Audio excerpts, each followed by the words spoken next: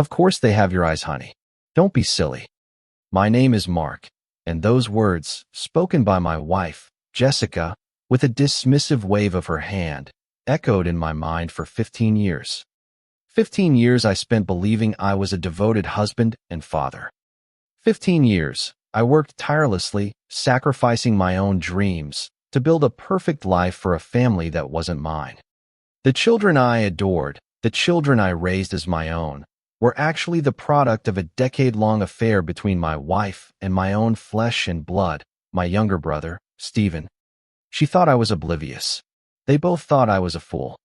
They had no idea I had already discovered the truth, quietly gathered the undeniable proof, and waited for the perfect stage, our annual Thanksgiving dinner, to detonate their meticulously crafted lie, then simply walk away, leaving them to face the absolute wreckage of the family they had destroyed, with no court, no legal battle, just the brutal, public truth. Our story, like most tragedies, began subtly. Jessica was the love of my life, my high school sweetheart. We married young, full of dreams. Then came the children, our daughter, Lily, and 2 years later, our son, Max. I threw myself into fatherhood, working extra shifts, sacrificing my hobbies, anything to give them the best. My younger brother, Stephen, always the charmer, was a constant presence in our lives. He was Uncle Stephen, the fun uncle, always at family gatherings, always offering to babysit. I saw him as family. I never once suspected he was destroying mine. The first seed of doubt was tiny, almost imperceptible. Lily, our daughter, at about 5 years old, started asking questions. Why do I have blonde hair like Uncle Stephen, Daddy? Yours is brown. I'd laugh it off. It's just genetics, sweetie. You got your mom's side. But it began to niggle. My family, on both sides, was dark-haired. Stephen was the anomaly, a blonde in a sea of brunettes. I dismissed it as a quirk of inherited traits, but the thought, once planted, never truly left. The feeling intensified with Max. As he grew, his mannerisms, his laugh, even the way he held his head, eerily mirrored Stephen's. People would comment, "Max is so much like Stephen, isn't he, Jessica?" they'd say. And Jessica would just smile, a little too brightly, and say, "Oh, they just spend so much time together." I, the naive fool, believed her. I wanted to believe her. The cracks in my marriage started forming around our 10th anniversary. Jessica became distant, withdrawn. She'd complain about my long hours, about my boring life.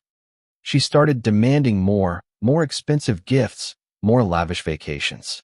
She always made sure Stephen was around to help me out with the kids while I was working. I was grateful for his presence, never suspecting his help extended far beyond babysitting. The real catalyst came from an unexpected source, my estranged aunt, Martha. She was an old gossip, a bitter woman who usually only resurfaced for family funerals. At my mother's memorial service a year ago, Martha cornered me. "Such a shame about your mother, Mark," she'd clucked, then lowered her voice. "But you know, it's not the only secret in this family. Some children resemble their uncles more than their fathers, don't they?" She winked, a cruel, knowing glint in her eye, and walked away. The words hit me like a physical blow. The nagging doubts, the subtle observations, the strange comments. They all coalesced into a single terrifying truth. I went home that night and found an old photo album. Pictures of Lily and Max as babies, toddlers, growing up. I stared at them, then at photos of Stephen as a child. The resemblance, once subtle, now screamed at me. It wasn't just hair color or mannerisms. It was the curve of the chin, the shape of the eyes, a distinctive birthmark on Lily's wrist that Stephen also had. I felt cold. I needed to know. I needed absolute proof. I couldn't confront them directly. Not yet. I needed evidence so undeniable, so scientifically precise, that no amount of denial or emotional manipulation could stand against it. I covertly collected DNA samples. A hairbrush from Lily's room. A discarded toothbrush from Max's bathroom. And, in an agonizing act of betrayal that mirrored their own, a used coffee cup Stephen had left at our house after a family dinner.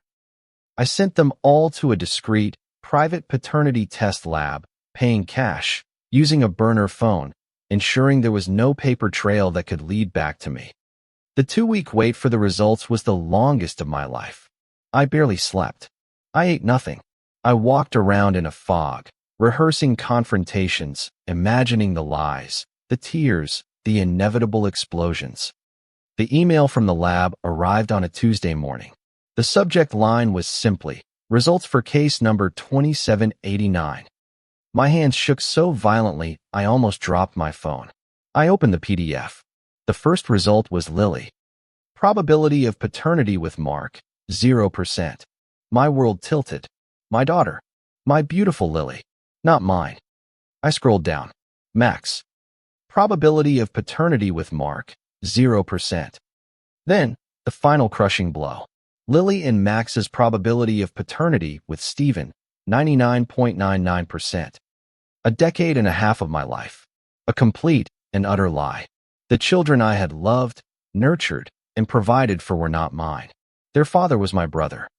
I didn't scream. I didn't cry. I felt a terrifying calm descend upon me. The initial shock gave way to a cold, razor-sharp clarity. My entire life had been a carefully constructed illusion.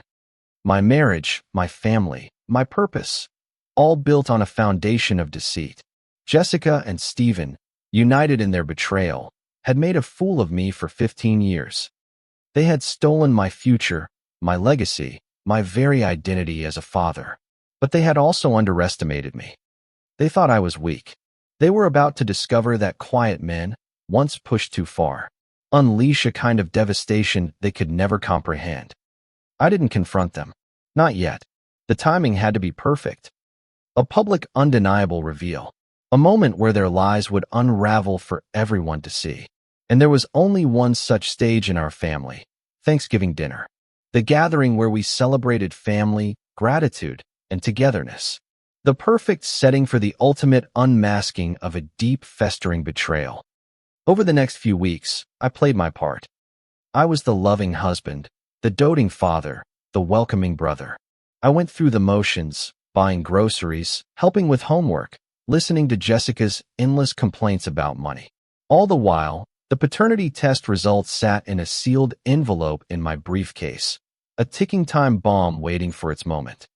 I watched Stephen interact with the kids, a forced smile on my face, knowing the ugly truth. Each playful pat on the head, each shared laugh, was a fresh stab of betrayal, fueling the cold fire of my resolve. The Thanksgiving invitation arrived, a formal email from Jessica, as always. Our annual family feast, it read. Can't wait to celebrate with everyone. I RSVP'd immediately. The guest list included both our parents, Jessica's parents, a couple of aunts and uncles, and of course, Stephen. The entire supporting cast for their grand drama of deception would be present. A week before Thanksgiving, Jessica approached me. "Mark," she began, her voice dripping with artificial sweetness, "we need to talk about finances. With the kids getting older, their expenses are skyrocketing. I think we need to revisit the child support agreement." My blood ran cold. The audacity to demand more money for children that weren't even mine from the man she had systematically defrauded for 15 years. It was the final insult. This conversation, I decided, would be the very first public salvo of my Thanksgiving reckoning. I didn't respond to her request for a meeting. I just smiled, a small tight smile that she probably mistook for passive agreement. I continued to act normal. I helped her set the table for 20, carved the turkey, laughed at my father's tired jokes. All the while, the manila envelope containing the paternity test results was tucked securely inside my jacket pocket, a silent, powerful weapon. The meal progressed, a cacophony of forced laughter and polite conversation. Lily and Max were at the kids' table, oblivious, happy. Stephen was at the main table, charming everyone, making Jessica laugh a little too loudly. I watched them, a detached observer, waiting. Then, dessert was served. Pumpkin pie, Jessica's specialty. As everyone settled back, coffee in hand, Jessica cleared her throat. She looked at me, a calculated expression on her face. Now that everyone's here, she announced, I think this is the perfect time to discuss something important. She turned to me. Mark, as I mentioned, I believe it's time to increase the child support contribution for Lily and Max. She was putting me on the spot, publicly shaming me, forcing my hand. She had no idea she was handing me the microphone. A hush fell over the table. All eyes were on me. I took a deep breath. This was it. The culmination of 15 years of lies, a year of agonizing investigation, and weeks of methodical planning. I met Jessica's gaze, then Stephen's. Stephen's eyes, usually so confident, now held a flicker of apprehension. He knew what she was doing. He probably thought I would simply concede or argue quietly later. You know, Jessica, I began, my voice calm, dangerously soft. You're absolutely right. We do need to talk about child support. But before we discuss that, I think there's something else we need to discuss first. I reached into my jacket, pulled out the manila envelope, and slowly, deliberately, slid it across the table towards her. It landed with a soft thud. Everyone stared at the envelope. Jessica's brow furrowed in confusion. What is this, Mark? She asked, a forced lightness in her tone. Stephen's face, however, had gone completely ashen. He knew. Open it, Jessica, I said, my voice unwavering. Go on. It's addressed to you, but I think everyone here, especially Stephen, will find the contents illuminating. Her hands trembled slightly as she opened the flap, pulled out the official-looking documents, and began to read. Her eyes scanned the page, and then, slowly, she looked up, her face a mask of dawning horror. Her eyes darted to Stephen, then back to me. She tried to speak, but only a choked gasp escaped her lips. Stephen, seeing her reaction, snatched the papers from her hand. He read the results, his face draining of all color. He crumpled the papers in his fist, his body rigid with shock. This is impossible, he croaked, his voice cracking. This is a lie. It's not a lie, Stephen, I said, my voice cutting through the stunned silence of the room. It's a paternity test result for Lily and Max, and it states, unequivocally, that I am not their father. You are. The words hung in the air, a devastating bomb that had just detonated. Silence. Absolute, complete, horrifying silence. My parents, Jessica's parents, my aunts, my uncles, all stared, mouths agape, eyes wide with shock and disbelief. Then, the whispers started. The accusations, the gasps of horror. My mother, bless her heart, let out a small, broken sob. Jessica found her voice, a high-pitched hysterical shriek. You bastard. You went behind my back. You think you can just embarrass me like this?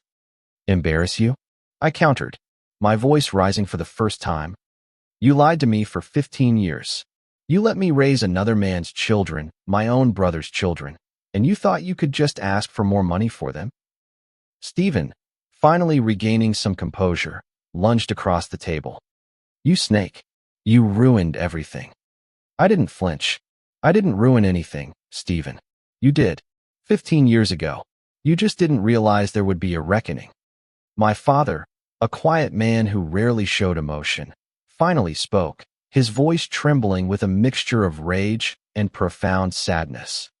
Stephen, is this true? Is this really true? Stephen, caught, trapped, eyes darting between Jessica and me, finally collapsed back into his chair, defeat etched on his face. He just nodded, a pathetic, almost imperceptible movement. The confirmation was all anyone needed. The entire deception, a decade and a half of lies, was exposed. The Thanksgiving dinner devolved into utter chaos.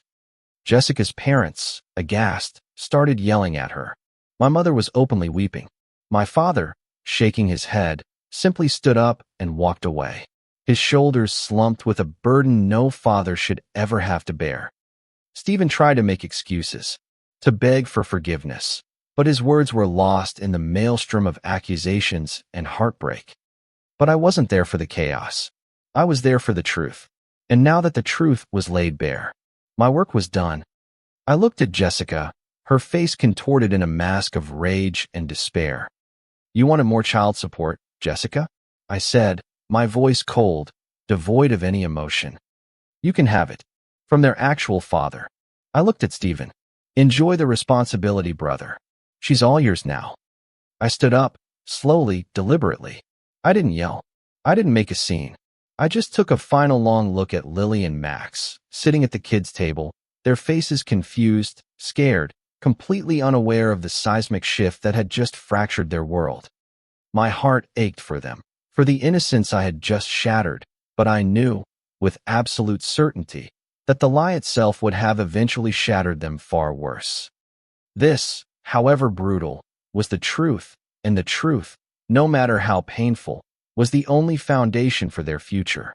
I turned to Jessica and Stephen, their faces still etched with shock and terror. "I'm done," I said, my voice barely above a whisper. "I'm walking away. There will be no court cases, no legal battles, no protracted divorce. You wanted to build a life together, a life on my dime, under my roof, with my children. Now you have it. Enjoy it. It's all yours." I walked to the door, took my keys, and walked out. I didn't look back. I didn't feel the need to. Their punishment wasn't in some court's decree. It was in the instant, irrevocable destruction of their reputation, their family, and their comfortable, dishonest lives. It was in the sudden, terrifying responsibility of raising the children they had so casually betrayed, now completely without my financial support or emotional presence. I packed a single suitcase that night, filled with only my most essential belongings. I left everything else. The house, the furniture, the car, the memories. I left it all behind. I effectively signed it all over to Jessica, as long as she took sole responsibility for the children she and Stephen had created. I opened a new bank account, rented a small apartment in a different city, and started completely fresh. No messy divorce negotiations, no bitter child support arguments, no division of assets. I simply vanished from their lives, taking nothing but my self-respect and the quiet satisfaction of having laid their lies bare. The silence that followed was grave, but it was a healing silence. I cut off all contact. My parents, heartbroken, tried to reach out, but I told them I needed space. I needed to rebuild.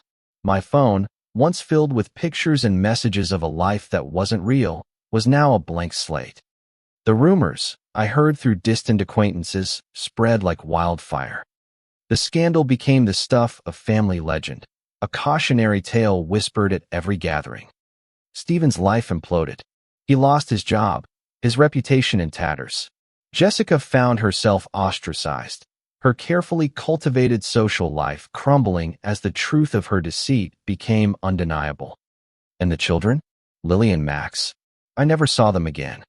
It was the hardest part, the most agonizing sacrifice of my walking away. But I knew that for them to truly heal, for them to understand the truth without the constant presence of the lie, I had to create that space. I poured my energies into therapy, into rebuilding myself. I changed my career, found new passions, and slowly, painstakingly, found a new path forward. I don't know what happened to Jessica and Stephen. I imagine their life together became a living hell, haunted by the specter of my absence and the constant reminder of their catastrophic betrayal. They had to raise the children they had so casually used as props in their deception, now fully burdened by the financial and emotional weight of it all, with no one to blame but themselves. The children would grow up, they would ask questions, and eventually, they would discover the full truth of their parents' lies. And that, I knew, was a far more devastating form of revenge than any court could ever deliver. That's my story of how I walked away from a family that almost ruined me entirely. Now let's hear yours. What's the biggest lie you've uncovered? What's the most profound betrayal you've faced? And how did you choose to reclaim your life? Share your stories in the comments to help others. Let's celebrate the power of truth and the quiet strength of walking away when someone you love tries to ruin you.